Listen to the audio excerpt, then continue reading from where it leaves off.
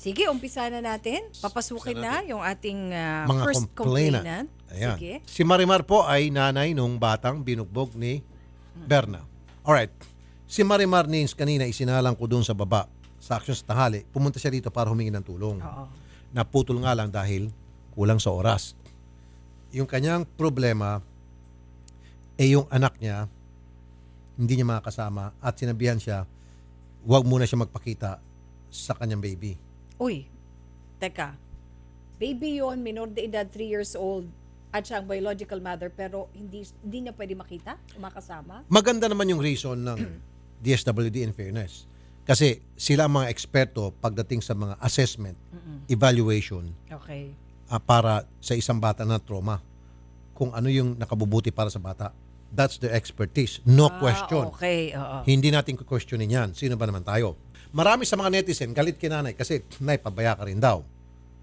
Let me explain to the netizens at sa mga listeners and viewers natin. Hindi po natin entirely ma-blame si nanay. Marimar. Bakit kanyo? Number one, yung bata ay ninakaw sa kanya. Literal na ninakaw. Kinuha. Kasi she was abused by her husband. Oo. Binubugbog siya palagi. So, one time sa pag-aaway nila, itinakas yung bata. Tama, ma'am? Opo. At hindi niya alam kung saan yung bata at sinasabi lang Cavite. So, itinatago sa kanyang bata. At dahil sa kahirapan, di ba? Hindi niya alam kung paano matuntun yung bata. Now, biglang pumutok itong pananakit sa bata. Gusto niya makita, gusto niyang yakapin. She wants to be with her child even if only for a minute or two. Mayakap yung kanyang anak na ninakaw sa kanya ng bugbugeran yung mister. Ayaw ng mga kinaukulan. With that reason na binigay ko sa'yo. Oo. Tama? Yun yung request niya. At sinabi naman kasi ng DSWD, traumatic sa bata, i-assess muna, baka mabigla yung bata. Naintindihan ko where they're coming from. Kasi ang sinasabi ng DSWD, na baka magulat nga yung bata, ako nga mismo nagsabi, baka magulat yung bata, oh, this is a new face. Sino to? Baka may bubugbugin na naman ako nito. Ayokong makita ito. Di ba? Oo. Makasiwa yung bata. Parang stranger na yung bata sa kanya dahil for so long hindi nakita. Pero, on the other hand, di ba siya ang nanay? Mas kailangan nga siya sa ganitong sitwasyon. Hindi, okay ka na, natumbok mo na yun. Na hindi na siya kilala ng bata. Oo. Tumbok ka na doon. Kung hindi na siya kilala ng bata, dapat huwag mo na siya pakita. Dahil dahan-dahan ang pag-integrate sa kanya doon sa bata. Oo. Hindi yung biglaan. Tama. Tama ka doon. Tama yung DSWD doon na hindi bibiglain. Sabihin, pag naghilom na yung mga sugat ng bata, tapos na yung therapy, oh, baby, may papakilala kami sa iyo. Ito yung mother mo. Ganun dapat. May proseso. Pero may sinasabi kasi si Nanay Marimar na kilala daw siya ng bata kasi 1-year-old nung tinanggal sa kanyang custody ang bata o ninakaw. Paano mo nasabi kilala ka ng bata ng anak mo, ma'am? Yung nasa ospital po kami, nung una po, hindi po niya ako kilala. Hanggang sa nagbabantay po ako, tapos pinapakilala ko po yung sarili ko na ako yung mama niya. Hanggang sa isang araw po, tinatawag niya na po akong mama. Sabi niya mama. Opo. Marami nakita doon, naka-witness. Opo. Ilang araw din- ka nagbantay sa ospital? Sa halinhinan po kami nung tsahin po nung Melvin. Oh, and then one day, ang bata naging malapit na sa iyo at tinatawag ka ng mama. Opo. Komportable na siya. So Opo, napapakain pero- mo siya, nabibisan mo siya, yung mga Opo. ganon. Anong klase mga pag-aalaga ang ginawa mo sa kanya habang doon ka sa ospital bukod sa pagbabantay? Anong mga assistance na binigay mo sa anak? Pinapakain ko po siya. Tapos pag may dumi po siya, nililinis ko po, pinupunasan ko po siya, pinapatulog po. Aha. At hindi nag-react yung bata. Hindi po. Sinabi mo yan sa DSWD. Alam nila yan na ikaw ay nag-alaga sa bata at pinapakain mo, pinapatulog mo, pinupunasan mo at hindi nag-react yung bata. Nasabi mo yan. Hindi po. Okay. Sasabihin natin ngayon. Ito yung hindi nila ata alam. Alright? Opo. Na dapat malaman nila. Pero, bago niyan, makakausap natin si Berna. Ito na. Ang hinihintay ng mga netizen. Si Berna. Si Madrasta. Si Madrasta. Sino ba naman ang hindi makakilala kay Madrasta? Berna Espina. And then mamaya kakausapin natin yung DSWD Region 4. Berna, magandang hapon. Magandang hapon din po. Ma'am, gusto ko rin kitang tulungan. Malay mo baka mayroong dahilan at may problema ito si Berna. nagawa niya yung isang bagay. There are times na yung mga bata, yung mga taong nambubugbog sa mga bata, once upon a time, when they were a child, victim sila ng pambubugbog din. Victim sila ng abuse. Kaya paglaki nila, there's a tendency kapag hindi sila sumailalim sa isang therapy na yung ginagawa sa kanila, gagawin din nila. That's what I'm saying. Now, Berna, bakit mo kasi sinasaktan yung bata, yung baby? Hindi ko naman po sinasaktan sa MJ eh. Ano yung bukol, ano yung kalmot, at ano yung kagat sa tiyan? Okay, umpisahan natin yung sa mata, yung black eye, na nung tinanong yung bata doon sa ospital ng kanyang tita, sinabi niya, bogbog Berna, tapos sabay turo sa'yo. Anong ibig sabihin nun, ma'am? Kasi po yung ano na po nun, yung sa video po, kung babasayan niyo po lagi sa video, Okay. tinatanong lang po sa MJ. Okay. Kasi, ano po, nung habang tinatanong sa MJ noon, ako muna inano ng kapatid niya Okay. na sumubugbugin ko to. Tapos sabi ni MJ, oo. Tapos, sumusuntukin ko to. Gumaganon yung kapatid ni Melvin. Okay. Tapos, nung nag-video na siya, tinanong niya na sa MJ, binugbog ka ba nito? Sabi niya, opo. Kaya yung narinig niya yung word na bugbog, nauna nakaimita. Okay. Now, matanong kita, saan galing yung mga pasa sa mata niya, left and right? Yung black eye. Ano po, na-aksidente po kasi siya nung Wednesday, last Wednesday po. Paano pong aksidenteng nangyari? Kasi po, nung araw na po yun, yung papa niya, pumasok na po sa trabaho. Mhm. Tapos po, naiwan po kami dalawa na MJ dun sa bahay. Mhm. Tapos maga po pumasok papa niya. Mhm. Tapos sabi ko sa kanya, ate, diyan ka lang muna sa seta. Lang si mama, matutulog lang kasi masakit ang ulo. Okay. Tapos sabi niya, opo. Mhm. Tapos sabi ko, buksan ka TV diyan ka lang, nood ka. Okay.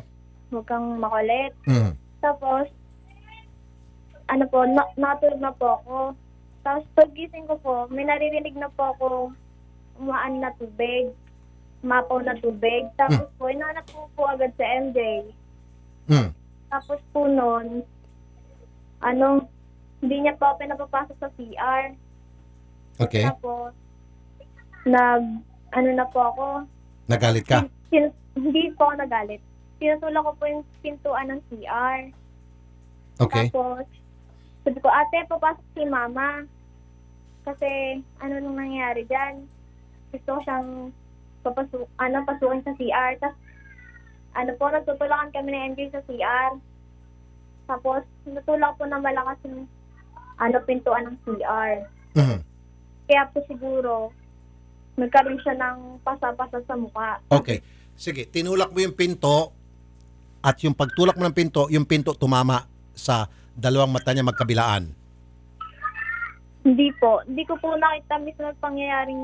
Hindi, kasi ang pinapalabas mo, tinulak mo yung pinto kasi ayaw niyang buksan. Diba? Sabi mo, Apo. ate, papasok. So, ngayon, Apo. lumilitaw, Tapos- ma'am, kung yung paliwanag mo ang pagbabasihan, pinilit mong itulak yung pinto kasi kaya ayaw niya buksan. So, pagtulak mo, sa pagpumilit mo, tumama yung pinto sa magkabilang mata niya. Hindi po. Kumbaga, hindi. Kasi po, Okay, sige po.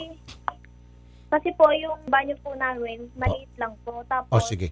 may lababo po doon. Tapos, yung lababo, tsaka yung magkatabi yung bawal. Hindi, kaya ma'am, saan galing po yung dalawang black eyes? Ano nangyari po doon sa dalawang mata niya? Ba't nagkaganon? Siguro po, dahil po sa, Ano po? nauntog po siya doon sa lababo. Nauntok siya sa lababo. So, siya po ay nakaharap sa pinto. Ano po? So, kung nauntok siya sa lababo, dapat ulo niya po ang nauntog, yung likod ng ulo niya at hindi po yung mata niya. Kasi po, based on yung sa pagkuha ko sa kanya, nakaharap po siya sa may bandang lababo. Ah, Hindi siya so nakaharap tinulak mo yung sa- pinto, so nabuksan mo rin pinto.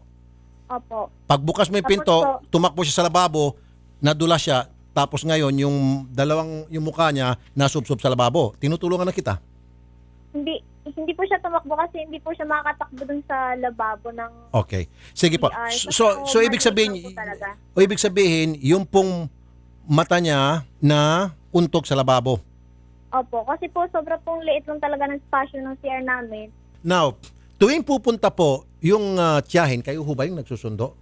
Meron kasing sinasabi itong mga tiyahin na kapag sinusundo nila yung bata, nagrereklamo, may napapansin sila na kurot sa bata, tapos mga sugat-sugat at meron pang kagat sa tiyan. At kapag tinatanong nila yung bata, anong nangyari yan? Berna, sakit sa akin. Berna, bakit ganon? Hindi naman po totoo yan yung kinakagat ko, kinukurot ko. Hindi po yung totoo. So, yung mga sugat-sugat sa mga kuko, anong ginawa niya? Kinukurot niya sarili niya? Yung sinasabi nilang kurot, tsaka yung ano po, na sabihin na po natin na napalong po yung bata, pero Ayun, napalo mo. Okay, bakit mo pinapalo yung bata? nung araw pong yun, napalong po yung bata, pero hindi ko po siya binugbog. Hindi mo binugbog, pinalo mo lang. Pinalo ko lang po. Okay, ngayon ma'am, yung pong mga sugat-sugat sa mga kamay niya na bakas, merong bakat na mga kuko na nakita po ng tita niya, ano po yun? Saan galing po yung mga bakat na mga kuko sa kanyang iba't ibang parte ng katawan? Hindi ko po alam kasi hindi ko talaga sinasaktan yun sa MJ. Okay. Medical abstract. Now, yung pong kagat sa kanyang tiyan, sino pong kumagat noon? Yung naghaharutan po kami yan ni MJ, kasi sobrang gigil ko po kasi natutuwa po ako sa kanya. Hindi ko pa naman po sinasadya yung pagkakagat ko naman nun sa kanya, kasi natuwa lang po ako. Saan natuwa ka kaya kinagat mo siya? So yung pagkagat mo, bumakat yung ngipin mo sa tiyan niya. Nag-ano naman po ako sa kanya nun eh. Nag-sorry naman ako sa kanya nun kasi nabigla lang talaga ako nung pagkagat ko Okay. sa kanya nun. Ma'am, yung pong mga kamag-anak ni Melvin mismo ang naging saksi doon sa mga sugat sa mga bata at yung tuwing kinakausap nila yung mga bata, nagsasabing sinasaktan mo raw. Bakit ho magsisinungaling yung bata kung talagang nanggigigil ka lang sa kanya, kung talagang nadulas lang siya? Di ba yung bata sasabihin nila totoo, dulas po ako, tatawa pa. Pero bakit yung bata ituturo ka at nakasimangot pa yung bata habang itinuturo ka na siyang nanakit sa kanya? Yung nagbibideo po kasi na yun, kung doon po kayo lagi magbabase sa video, galit na rin po sa MBA nun sa akin kasi galit yung tita niya na nagbibideo. Hindi, kasi ma'am yung bata, kung wala kang ginagawang masama sa bata at mahal ka ng bata, ipagtatanggol ka pa nga. Di ba? Kasi po, Ma'am, yung bata, hindi magsisinungaling yan. Hindi naman to na brainwash. Yung bata, talagang meron naman talagang pasa sa mga mukha niya. Kung magaling ka mag-alaga sa bata, kung minamahal mo yung bata, hindi ka niya ituturo na nanakit sa kanya. Okay? Now, ang tanong ko ma'am, nung maliit ka pa ba, nakakaranas ka ba ng mga pananakit sa iyong mga magulang o sa iyong mga guardian? wala naman po. Wala. Sabi, ikaw raw po ay buntis. Opo, Ilang buwan po kayo buntis? 7 months po. 7 months. Okay. Kasi may nagsasabing maaring naglilihi kayo. Pero pang ilang baby nyo na, pang ilang buntis nyo na po yan? First baby po. Now, yung mga nakaraang sitwasyon na kung saan yung bata ay nakitaan ng mga pasa at nakita ng iyong live-in partner na si Melvin, ano ang naging reaksyon ni Melvin? At paano mo pinapaliwanag kay Melvin yung mga pasa na yun, yung mga bakat na mga kuko? Ano sinasabi mo kay Melvin pag sinisita? Sinisita ka ba ni Melvin o hindi? Wala lang. Nagtatanong naman din po siya. Tapos sinasabi ko po kung anong nangyari. Okay. At naniniwala naman tong si Melvin?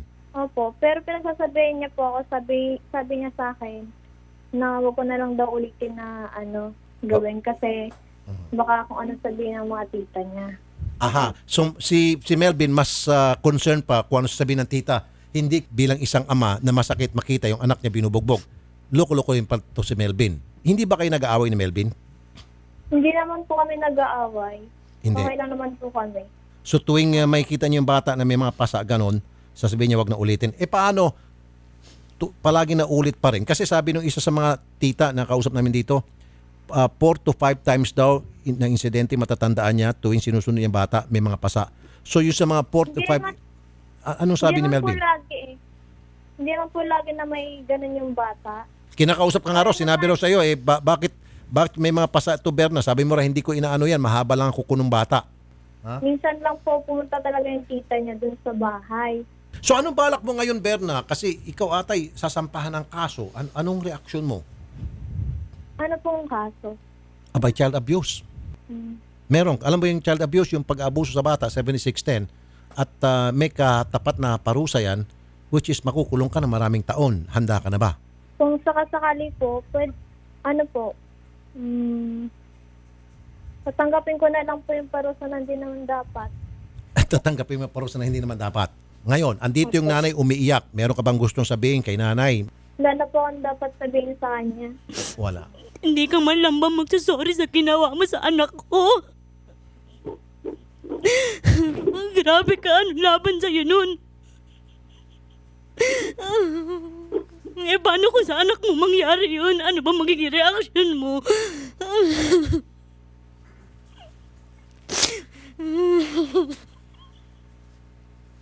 Wala lang ba yun? Wala lang. Ganun lang yun. Thank you lang. Hindi mo kasi nararamdaman yung nararamdaman ko eh. Okay, sige. Sino po Si kayo? Lola. Lola. Lola Kumbaga, apo niya yung yung Sa 3 years mother old. side? Yes. Okay. Anak niya pala si Mariman. Sige, ano pangalan niyo po, ma'am? Marian. Ma'am Marian Marian, Roca. may gusto ro kayo sabihin? Oo, di ba? Ang sarap ng ginawa mo, no? Anong gusto mo? Hindi kita i-demanda? Lumarap ka na lang sa akin? Sintensyahan ko yung buhay mo? Ako na lang magpapakulong. Aaminin ko yung gagawin ko sa'yo. Magharap tayong dalawa. Gagawin ko sa'yo yung ginawa mo sa apo ko. Ipararamdam ko sa'yo yung sakit. Sasabihin ko sa korte na kinurot lang kita. Hindi ko sinasadya. Gusto mo dun tayong dalawa sa banyo ninyo? Ha? Gusto mo? Pag nagkita tayo sa korte, hindi ko maintindihan kung anong gagawin ko sa'yo, ha? Pasensyahan tayo. Aaminin ko kung anong gagawin ko sa'yo. Handa akong makulong. Ha? Yan ang lagi mong tatandaan, ha? Walang sorry, walang nihay ni ho, wala kang pakialam at wala kang dapat sabihin. Ano yung ginawa mo? Ha? Wala? Wala lang? Ha? Sige, sasabihin ko rin yan sa ano. Pag nagkita tayo sa korte, magkikita naman tayo eh. Hindi po pwedeng hindi. Hindi po pwedeng hindi. Tandaan yung dalawa ni Melvin yan, ha? Hindi po pwedeng hindi.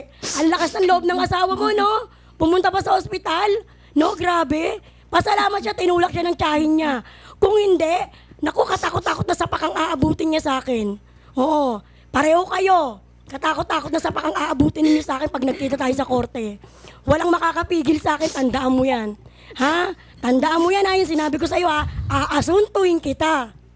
Okay. Berna, wala ka man lang, kumbaga, kasisisi, hindi ka nagsisisi, wala ka man lang gustong sabihin na pasensya na sa lahat. Kasi hindi lang naman yung nanay ang masama ang loob sa iyo.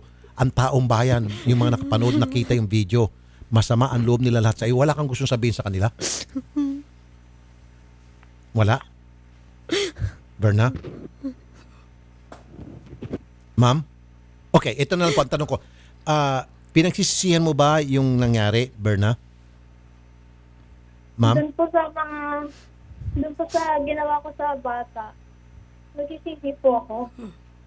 Okay.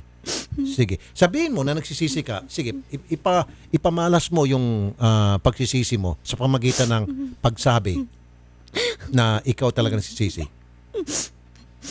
Sige, pagbigyan kita. Para naman yung mga nanonood ngayon, yung mga nakapanood ng video, malaman nila na itong isang Berna pala ay marunong magsisi at may gustong sabihin at gusto nila pakinggan. Sige, magsalita ka. Ma'am. Bakit po ganun? Wala naman silang alam kung mga pagbintang. Grabe. Hindi mo naman talaga pinawang pagpupupog yun eh. Binibintangan ka? Mga bintang sila, hindi naman. Kaya ba't dapat yun? So, ibig sabihin pati yung bata po, binibintangan ka ng bata kasi ikaw ang tinuturo na nakit sa kanya? Nagsisisi ako na napalo ko yung batang yun. Okay. Berna, nandyan ba si Melvin? Nandyan o atas tabi mo? Pwede makausap? Berna, pakipasa yung telepono kay Melvin. Ma'am? Teka lang po. Sige. Pakausapin natin si Melvin. Okay. Ito. Buti naman at magkasama sila. Okay, Melvin? Hello, sir. Sir, magandang hapon. Magandang hapon. Sir, Maraming pagkakataon na yung bata nakitaan ninyo ng mga sugat, bakat ng mga kuko at pasa. Yan ay sabi mismo ng mga kamag-anak mo. Now, isinumbong sa iyo at wala ka man lang reaksyon. Paano naging reaksyon mo, sir, nung makita mo yung anak mo palagi may pasa? Siyempre, lagi po, ako yung unang nagagalit. Ako yung unang nakakita. Galit na galit. Hindi naman ako pwedeng sakton tong isa. Galit na galit. Oo, hindi naman pwede akong manakit. Okay. Tama lang. Bawal naman talaga manakit dahil mababaliktad ka. Now, so naniniwala ka kung ganon na yung anak mo ay sinasaktan ni Berna. Kasi si Berna todo deny na wala talaga. Naniniwala ka na sinasaktan siya ni Berna kasi sabi mo, pinagsabi mo palagi. Di ba? Tama? Well, Okay. Bakit, kung hindi mo siya kayang saktan, bakit hindi mo na lang nilayo yung bata? A, ibigay mo na lang sa biological mother. Wala siyang ganun, sir eh. Or B, isinumbong mo man lang sa mga otoridad para yung otoridad na ang gagawa ng paraan at maparusahan si Berna at nang ganon malinis yung kamay mo. Hindi ka man nakapanakit. Ba't di mo ginawa yun, sir? isoli sa nanay. Ibigay mo sa biological mother kasi kung mahal mo yung anak mo, masakit man na mapapalayo sa'yo, kaysa naman sinasaktan yung anak mo. Yes. Yes, sir. Isoli sa nanay. Hindi naman naging nanay yan eh. Paano ako magiging nanay kung itinatago mo sa akin yung bata? Sinago ko sa'yo. Alam mo yun, Ben. Hindi ko sinago sa'yo. Nagtatanong ako kung nasan kayo. Ano sabi mo, hindi mo na dapat mayaman dahil nasa maayos na kalagayan si MJ. Tapos mababalitaan ko ganyan. Tapos kada kakamustahin ko, gagawin mo, i-block mo ako sa FB mo. Hindi ako lang iwan sa'yo. Ikaw. Masyado ka. Hindi mo masaktan si Hindi ko Merna kasi sinabi. buntis. Ikaw ang mali. Ako nung pinagbubuntis ko si MJ, yung ihi natin, di ba? Halos ibuhos mo sa akin. Alam ng kapatid mo yan. Dahil noon pala, Sinungaling ka. Sinungaling ka masyado. Galing ko magdrama dyan. Melvin, gusto lang kitang paalalahanan na pwede kang masabit sa kaso. Bakit ka mo, Melvin? Dahil naging pabaya ka, makinig ka, naging pabaya ka sa mga nangyayaring trauma sa anak mo. Nalaman mo na yung anak mo'y sinasaktan, binubugbog na for so many times, and yet you didn't do anything. Doon pa lang meron kang kaso kung tutuusin. Plus, etong si Marimar, nung kayo nagsasama pa, may blatter ito na sinasaktan mo siya. Plus, yung bata, dinukot mo sa kanya na that was below 7 years old. Dapat 7 years old below sa nanay. Kinuha mo siya sa pilitan nang walang paalam sa kanya. So, and we will make sure kung kinakailangan, kung hilingin po ng nanay ang aming tulong, ilalapit namin ito sa mga kinaukulan para dalawa kayo ni Berna ang makukulong. So, Melvin, wala ka bang pagsisisi? Kasi si Berna, walang pagsisisi. Ngayon, ikaw, wala ka rin pagsisisi dito sa nangyari sa anak nyo? Nawa ko, anak ko yun eh. Hindi naman sa wala akong kwenta nga ma. Nagkatrabaho ko na ayos. Wala naman ako sa bahay. Okay. Tapos, sabihin pang, okay pa yun ng sinago ko yung anak ko. Alam ka naman, iwanan ko rin yung anak ko. Iniwanan kami. Ano? Iniwanan ko kayo? Di ba nung gabi binugbog mo ko? Tinangay mo si MJ, ang lakas-lakas ng ulan. Alam nila yan. Alam ng mga tiga-Javier yan. Ben, huwag kang magsinungaling. Masyado ka. Kung binigay mo na lang sana sa akin, o di kaya, kahit pahiram mo lang eh. Wala kang ganun eh. Ako makasingit. Alam mo, Melvin, ikaw ay palagi nasa trabaho. Tama? Okay. Opo, sir. Now, habang ikaw ay nasa trabaho, ang kasama ng baby mo ay yung madrasta. Okay? Mahal mo yung trabaho. There's no question about that. Now, kung sa pagtuwing uwi mo, nakikita mo, palagi may pasa yung bata, hindi ka ba nakapag-isip na, sige, masakit man, di ba? Na itong bata mawawala sa akin, ibibigay ko lang to sa biological mother kasi ang biological mother hindi niya sasaktan yung kanyang anak kasi dugo niya ito. Samantalang itong kinakasama ko ngayon, hindi niya kaano-ano itong anak ko. Ialisin ko na lang dito. Hindi mo ba naisip yun? Hindi, sir. Sino mas mahal mo? Si Berna o yung anak mo? Parehas naman, sir, kaya nga pinagkasama ko sa isang bahay. Yung anak ko, tsaka yung sabi ko, wala naman akong pinipili sa dalawa. So kung parehas nyo silang mahal, so meron dito isa na sasaktan at bata pa to, walang kalaban-laban, paslit, bakit mo hindi ginawan ng paraan na para makakuha siya ng hustisya noong mga panahon na palagi siyang sinasaktan? Sir? Hindi naman palagi, sir. Sir, palagi mismo, kamag-anak mo na mismo siya nagsabi na interview namin dito Isang kamag-anak mo. Sa amin. Tuwing susunduin daw niya bata. Kamag-anak mo to, sir, hindi kamag-anak to ni Marimar. Si Minerva. Si Minerva, di ba? Sino si Minerva? Di ba tiyahin mo yan? Opo.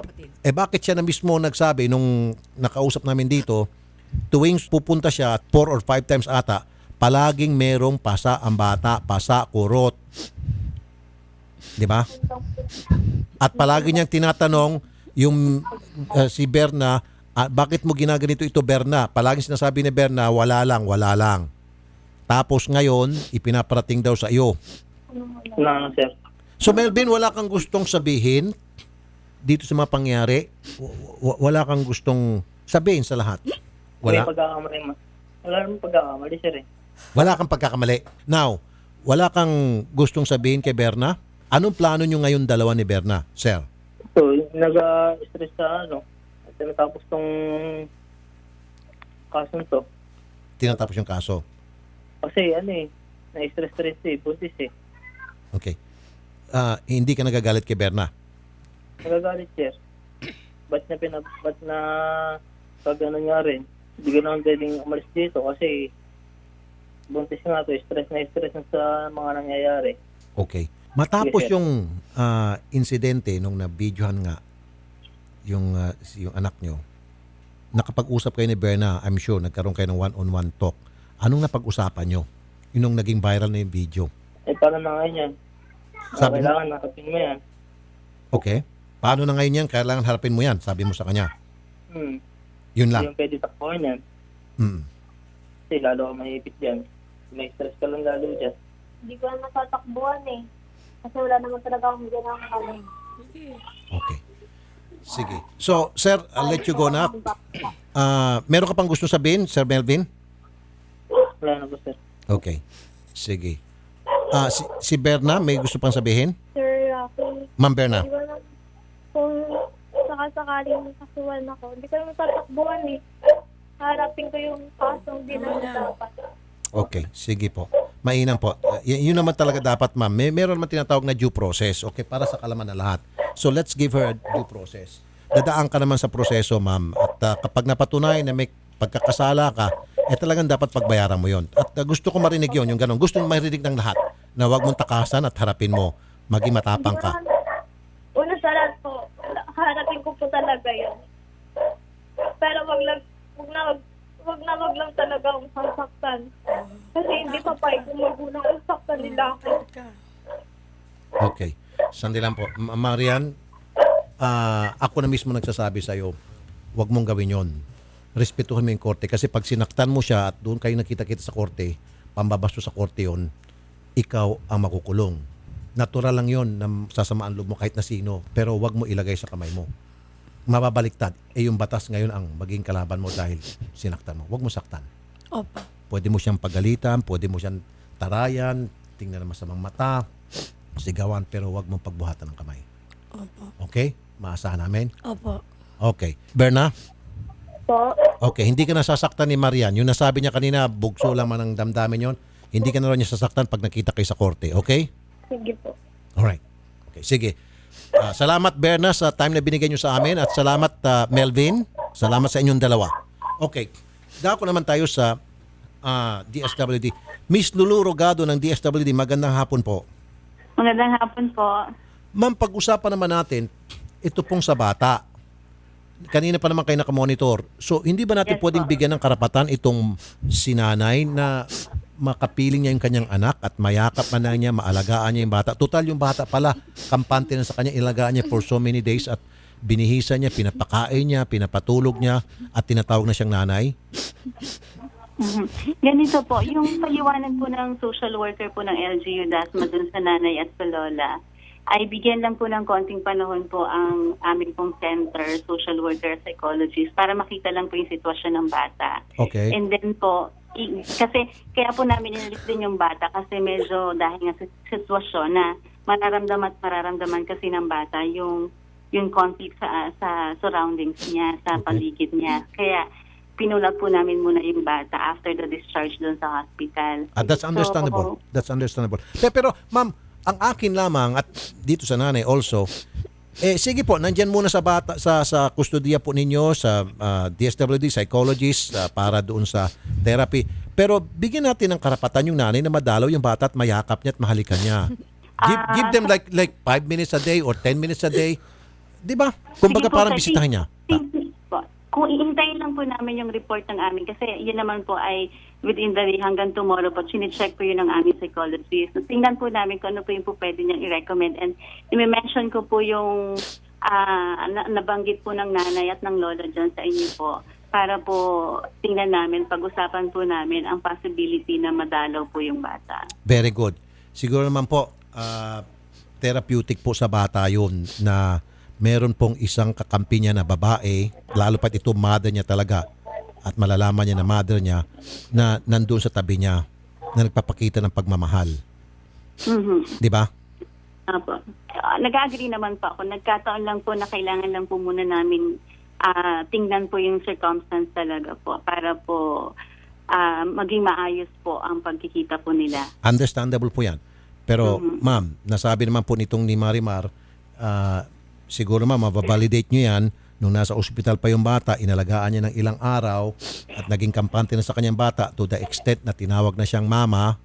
Now, kapag totoo ho yun, na-validate nyo, then wala akong nakikitang dahilan para ipagkait ninyo yung kanyang karapatan na makita yung bata habang binibigyan ng intervention na mga kinaukulan. You follow, ma'am? Aha. Good. Sige po. Tomorrow, ma'am, or later, we will get in touch with the psychologist. Bigyan niyo po yung number ng psychologist. Ako po mismo, personal, kakausapin ko yung psychologist. And then, ang gusto kong mangyari over the weekend, magkikita sana yung nanay. Of course, with the supervision of the psychologist and with the social workers. Okay, madam? Pag-usapan po namin, sir. Opo. Ang pinaglalaban ko lang dito, ma'am, yung nanay. Yung nanay po, binubugbog na po siya nung kanyang live-in partner noon. Ninakaw na po yung bata sa kanya at nakita niyo yung kanyang anak bugbog sarado. Pagkatapos ngayon, ipagkakait sa kanya yung kanyang anak na mayakap niya. That's Kaya po kami humihingi rin po ng assessment report po doon sa kanilang lugar para po makadagdag doon sa aming evaluation. no problem, ma'am. Go ahead. Do what you have to do. Like I said kanina doon sa baba, kayo po ang mga expert. Maski ngayon, I'm gonna say this again. Pagdating po sa kapakanan ng mga bata sa evaluation assessment sa mga bata, especially na trauma, wala nang iba pang magiging expert yan kundi kayo po sa DSWD. Pero siguro, ma'am, pagdating po sa pakiramdam ng isang nanay na nawala ng anak, ninakaw sa kanya at napalayo sa kanyang bata, and then all of a sudden makita niya bugbog, I don't think you're the expert on that. The main expert here now is the mother herself. Kasi siya po mismo ang may dala ng feelings niya. Okay, ma'am? Pakisabi po sa inyong psychologist. Okay? Sige po. Thank Ma'am Marimar, I will make sure by Saturday bukas makakapili mo ang anak mo. Salamat Punta ho po. tayo dun sa kabila, tawagan natin yung psychologist. Okay?